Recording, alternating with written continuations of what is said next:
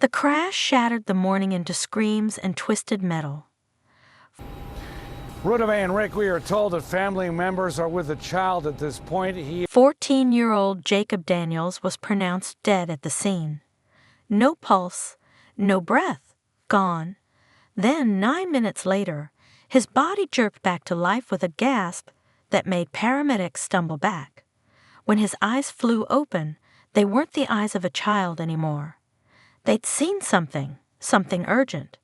And the words he rasped would change everything. He showed me what's coming, and we're not ready. It was just an ordinary Tuesday morning, the kind of day that usually disappears from memory by dinner time. I was scrambling eggs while my 14-year-old son, Jacob, sat at the kitchen table staring out the window. That should have been my first clue something was off. Jacob was never quiet in the mornings. He was usually bouncing around, talking nonstop about basketball or video games or whatever new idea had popped into his head. "Mom," he said suddenly, his voice strangely serious, "do you think God warns people before something bad happens?" The question caught me off guard. I turned from the stove to look at him. His cereal bowl sat untouched in front of him, the milk turning the flakes soggy. "What kind of question is that, baby?" I asked, trying to make light of it. But his eyes held something I couldn't quite place. Not fear exactly, but a kind of knowing. Like he was seeing something I couldn't. He just shrugged and went back to staring out the window. "Never mind," he said. "Just wondering." An hour later, we were in the car driving to school. Jacob was unusually quiet the whole ride, which again wasn't like him. Normally he'd be chattering away about his day or complaining about homework, but today he just sat with his hands in his lap, watching the houses go by. I remember exactly what song was playing on the radio when it happened. I remember the smell of the coffee in my cup. I remember seeing the green light ahead of us turn yellow. Then everything happened at once, a blur of movement from the left. Jacob screaming, "Mom!" The deafening crunch of metal, my head hitting the steering wheel, the airbag exploding in my face. When the world stopped spinning, the first thing I noticed was the silence. No more radio, no more engine noise, just a strange ringing in my ears. Then I smelled gasoline and realized my door was crumpled shut. "Jacob?" My voice sounded far away. No answer. I turned my head. Every movement sent sharp pains through my neck, and that's when I saw him. Slumped in his seat, his head at an unnatural angle.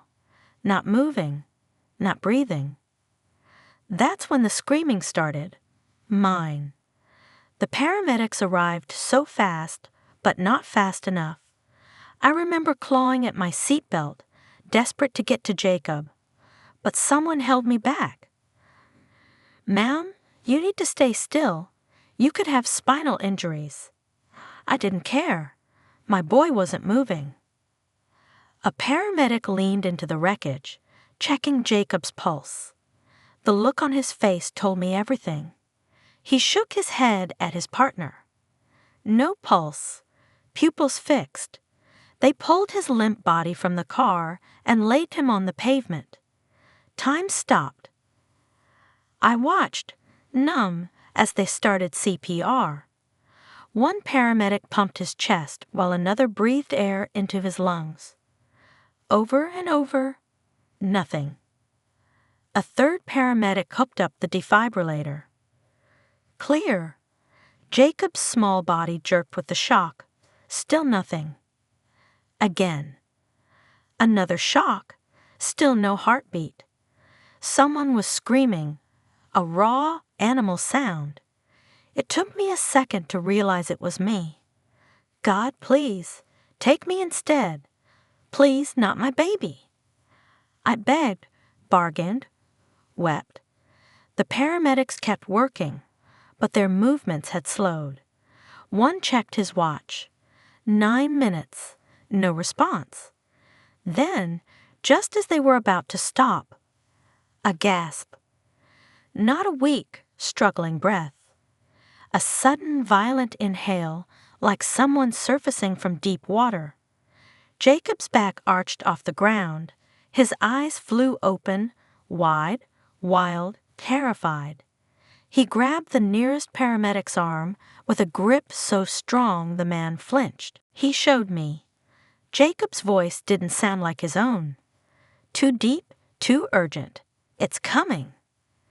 The paramedics froze. One of them whispered, "What the hell?" Jacob's chest heaved, his eyes darting like he was seeing things we couldn't. Then, just as suddenly, his body went limp again. But this time, thank God, his breathing stayed steady. The paramedic checked his pulse. He's back. Weak, but there. They rushed him to the ambulance, shouting medical terms I didn't understand. I tried to follow, but my legs gave out. The last thing I heard before everything went black was one paramedic muttering to another, 9 minutes. No brain activity. This doesn't happen. But it did. And whatever Jacob had seen in those 9 minutes, wherever he had been, he came back different. And he came back with a warning. Jacob didn't speak for 3 days after the crash. The doctor said it was trauma, that his brain needed time to recover. But when he finally opened his eyes and looked at me, I knew he hadn't been unconscious. He'd been somewhere else. "Mom," he whispered, his voice scratchy from the breathing tube. His fingers trembled as they reached for mine. "I need to tell you what happened." He described the moment of impact, the way everything went black, then suddenly light, like flipping a switch. "I thought I was dreaming at first," he said. "But then I saw myself, my body, I mean, still in the car, and you were screaming my name." His face twisted like the memory hurt. "I tried to answer you, but you couldn't hear me. I reached for you, but my hand went right through your shoulder." Then came the tunnel. Not dark like people say, but blindingly bright.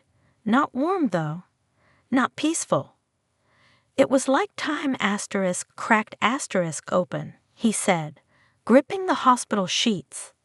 Like reality was just a thin layer over something way bigger. And I fell through. He paused, swallowing hard. That's when he came. I didn't have to ask who. The way Jacob said it, like the name itself was too heavy to speak, made my skin prickle. "He wasn't like the pictures," Jacob whispered. "Not white robes, not a beard. Just light, but not like a lamp. Like fire, but it didn't burn. And his eyes." Jacob's breath hitched. "Mom, he knew me, all of me.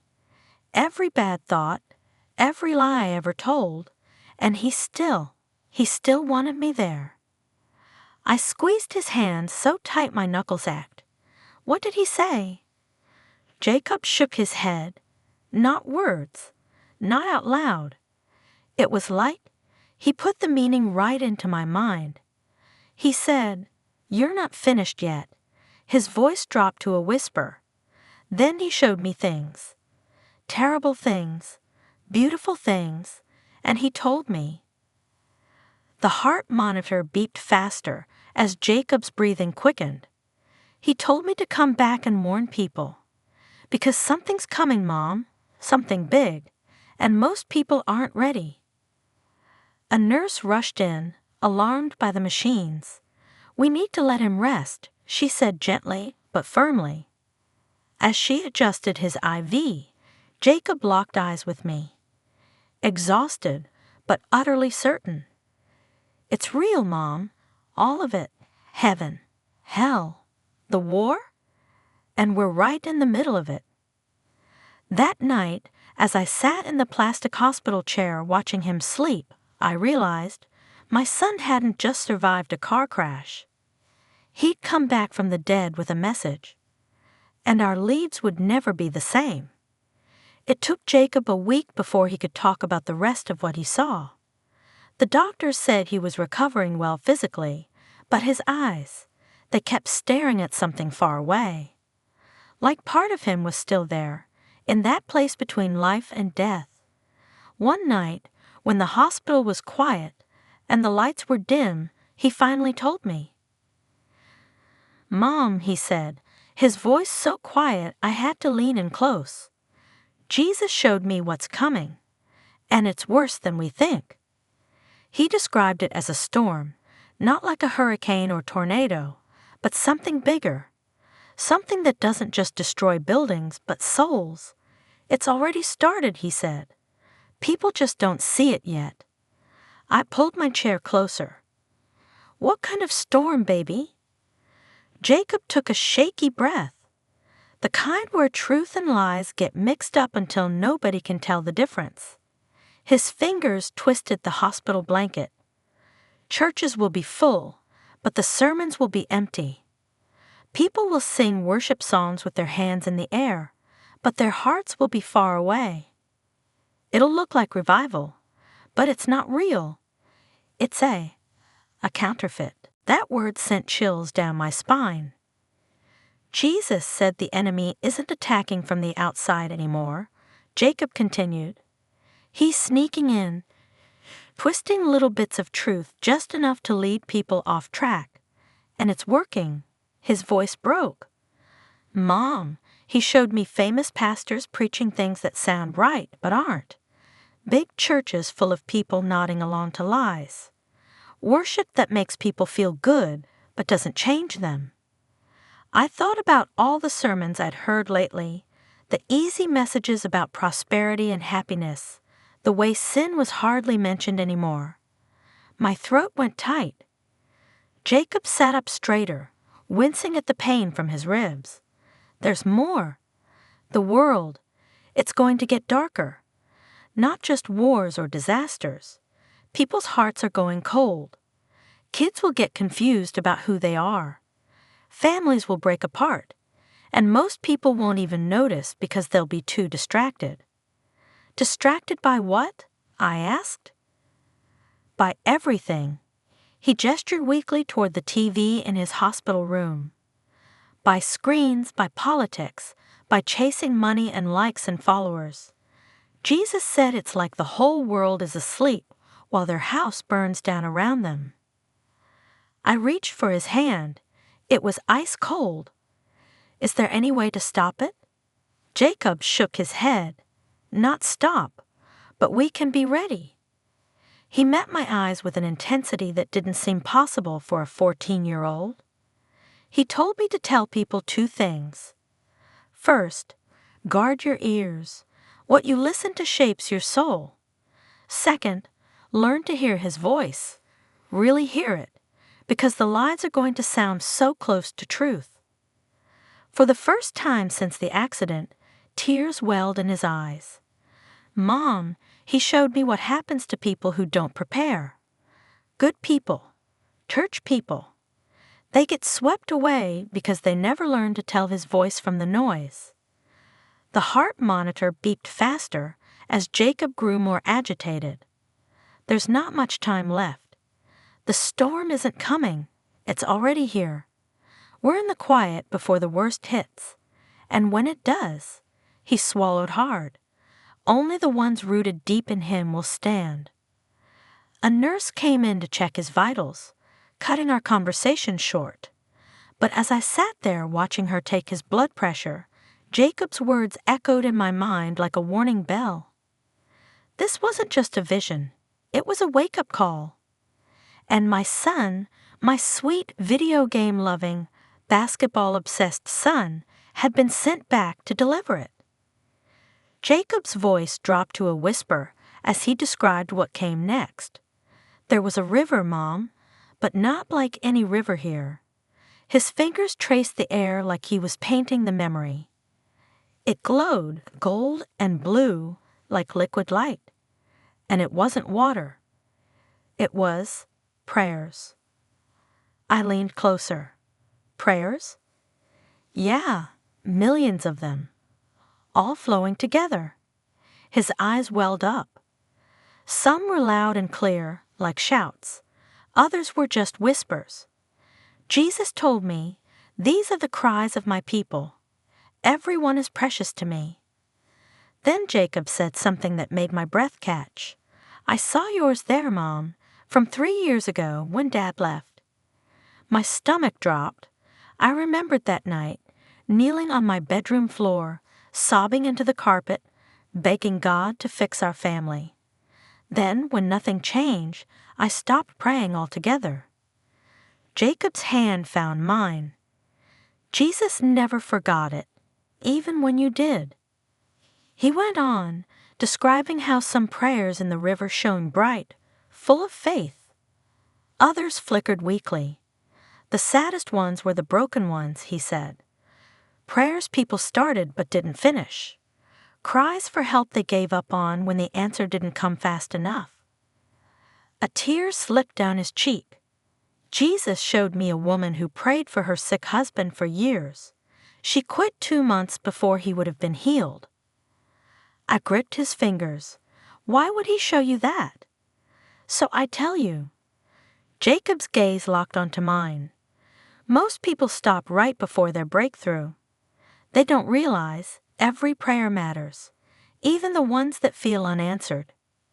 He described Jesus walking along the riverbank, gathering the abandoned prayers into his hands. Nothing is lost to him, Mom. Not one tear, not one God, if you're out there. He keeps them all. The heart monitor beeped steadily as silence settled between us. Outside, a hospital cart rattled down the hall. Ordinary sounds in an ordinary world. But in that moment, I felt the weight of something sacred, the truth that every whispered plea, every desperate midnight prayer, echoes eternally in heaven. And the most heartbreaking ones aren't the angry cries or the doubting questions. They're the ones we never finish. Jacob grew quiet for a long moment before speaking again. His fingers plucked at the hospital blanket like he was trying to gather courage. There was another place.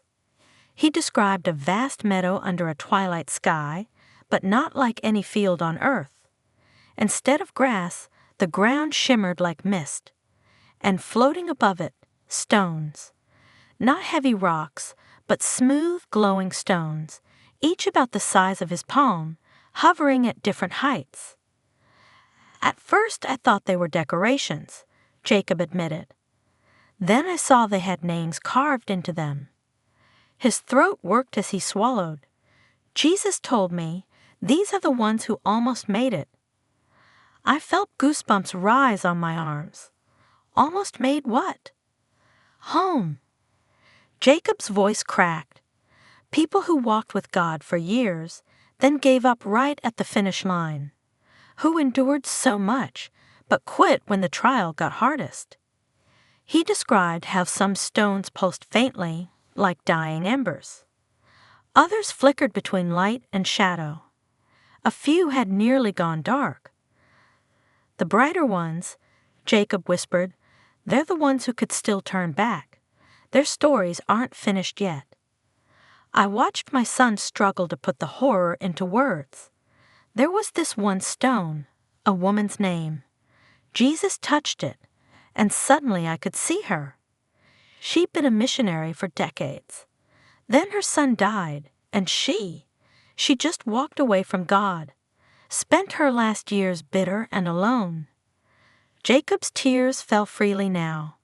But here's the worst part, Mom. When Jesus touched her stone, I saw how close she'd been to her breakthrough.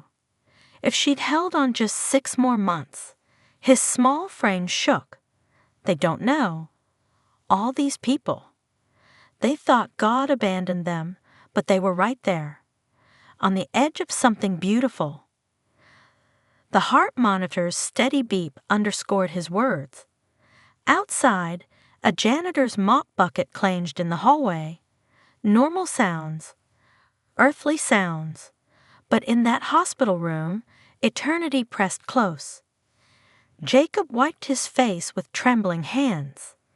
Jesus, he wept over that field, Mom. Not angry tears, grieving ones, like when someone you love is standing right outside the door, but they won't come in. He reached for my hand with sudden urgency. That's why I had to come back, to tell people when the darkness feels endless, when you're sure God's forgotten you. That's when you're closest. Don't quit. However long the night lasts, don't let go. The overhead lights flickered, just a hospital power surge, but in that moment, it felt like a whisper from heaven. A reminder that every soul matters, and no one is ever truly forgotten. Jacob's breathing quickened as he described the next place Jesus took him. It was like a round room with no walls, he said, his eyes darting as if seeing it again. But instead of ceilings, there were these huge glowing spheres floating above us, dozens of them, maybe hundreds. He reached up weakly, tracing shapes in the air. Each one showed a different could-be, like all the ways the future might turn out. I pulled my chair closer, my coffee gone cold. What did you see? The first sphere showed a world that looked advanced, gleaming cities, flawless technology. But when I looked closer, Jacob said, people's eyes were empty. Kids sat in the same room texting instead of talking. Families ate dinner with screens between them. His voice dropped. They had everything, but they'd forgotten how to feel. Another sphere revealed churches packed with cheering crowds. At first I thought it was revival, Jacob admitted. Then Jesus showed me the sermons had no power, just feel-good words that made people clap, but never change. The worship was noise without heart. I started to ask a question, but Jacob grabbed my wrist. Wait, there was another one. This sphere glowed differently, brighter at the edges. In it, young people gathered in basements, parking lots, and parks. Not huge crowds, but fierce ones. Kids my age, Jacob whispered. Preaching real truth without microphones. Praying over at each other in school bathrooms. Sneaking Bibles into countries where it's illegal. His cracked lips curved in the first smile since the accident. Jesus called them the remnant, the ones who refused to bend. I squeezed his hand. Which future is real? All of them. None of them. Jacob sighed, frustrated. It's not set yet. The spheres keep changing based on what people choose. Then he told me the part that made my hair stand up. Jesus pointed to the sphere with the young believers and said, "This one depends on your generation." Jacob's face crumpled. I told him, "But we're just kids." And Jesus, he laughed, not mean, like I'd said something silly. Then he showed me prophets in the Bible, Samuel, David, Jeremiah, all called young. The heart monitor beeped faster as Jacob grew more animated. Mom, he said adults have spent years complicating faith. But kids, we see truth simple and clear. That's why the enemy works so hard to confuse us, to make us doubt who we are, to keep us staring at screens instead of at him. A nurse peeked in, but Jacob kept talking, urgency straining his bruised voice. There's a war coming for my generation. Not with guns, with lies. But Jesus said some of us, he swallowed hard. We're being prepared to lead now, because when the storm hits hardest, adults will be too tangled in old ways to see clearly. I thought of all the youth pastors begging kids to put down their phones during service. The TikTok dances in church aisles, the way childlike faith had become a punchline. Jacob's whisper cut through my thoughts. It's already starting, Mom. Some of my friends, they get dreams. Visions. They're scared to tell anyone because grown-ups roll their eyes. His fingers trembled against mine. But Jesus said the next revival won't be led from pulpits. It'll start in locker rooms and lunch tables when kids who know his voice aren't afraid to speak. The overhead lights buzzed. Down the hall, a doctor's pager beeped. Ordinary sounds in an extraordinary moment. Because my 14-year-old son had just been handed an assignment from heaven itself. And it terrified me. Jacob turned his face toward the window, where afternoon light slanted through the blinds. His voice, when he finally spoke again, was barely audible over the hum of hospital machines. He told me I had to come back. I saw his throat move as he swallowed. I didn't want to. It was peaceful there. Safe. But Jesus said, his fingers twisted the sheet. He said, "You're a match in my hand, Jacob. There's fire that only you can light." A tear slipped down his bruised cheek. I argued with him. I said, "Send someone braver, someone people will listen to." His breath hitched. Jesus cupped my face and said, "I'm not asking you to be brave. I'm asking you to be obedient. The courage will come when you need it." I reached for his hand, but Jacob pulled away, his next words tumbling out fast. He showed me what it would cost. Kids at school laughing when I talk about him. Teachers rolling their eyes. Even some church people saying I'm making it up for attention. The heart monitor beeped erratically as Jacob's breathing quickened. But then he showed me the others, the ones who'd listen. A girl in my math class who cuts herself. A boy down the street whose dad hits him. Jesus said, "They'll find freedom when you speak." His voice broke. "Mom, I'm just a kid who likes skateboards and hates broccoli. I don't want to be hated. I don't want this." For the first time since the accident, my son looked every bit of his 14 years, small and scared in that hospital bed. I smoothed his hair back, my own tears falling. What did Jesus say to that? Jacob closed his eyes. He said, "The ones who change the world never feel ready." Moses stuttered. David was the youngest. Jeremiah cried that he was too young. A shuddering breath. Then he told me, "The door won't stay open forever, Jacob. Wake them up before it closes." Outside, a lawnmower rumbled across the hospital grounds. A normal sound. A safe sound. But in that room, my son had just been handed a mission that would cost him everything comfortable. And heaven was counting on him to say yes. The doctors couldn't explain it. I stood in the hallway outside Jacob's room, staring at the clipboard in my hands. The MRI results showed no brain damage, no oxygen deprivation. No medical reason why my son's heart had stayed silent for 9 minutes, yet now beat as strong as ever. Medically speaking, the neurologist admitted, rubbing his forehead, this shouldn't be possible. But Jacob's body wasn't the only thing that had changed. The first sign came 3 days after he woke up. A young nurse was checking his IV when Jacob suddenly grabbed her wrist. "Your baby's okay," he blurted out. "Jesus says the bleeding will stop by Thursday." The nurse's face went white. She hadn't told anyone about her pregnancy or the hemorrhage that threatened it. Nobody gets it. Jacob confessed one night, picking at his dinner. They think I died and got some cool superhero power. They don't understand. I didn't get anything. I was sent back. Then the strangers started appearing. A woman stopped us at Walmart, her hands shaking as she held out a crumpled prayer list. "Last Tuesday at 2 a.m., Jesus told me you'd confirm these scriptures for me."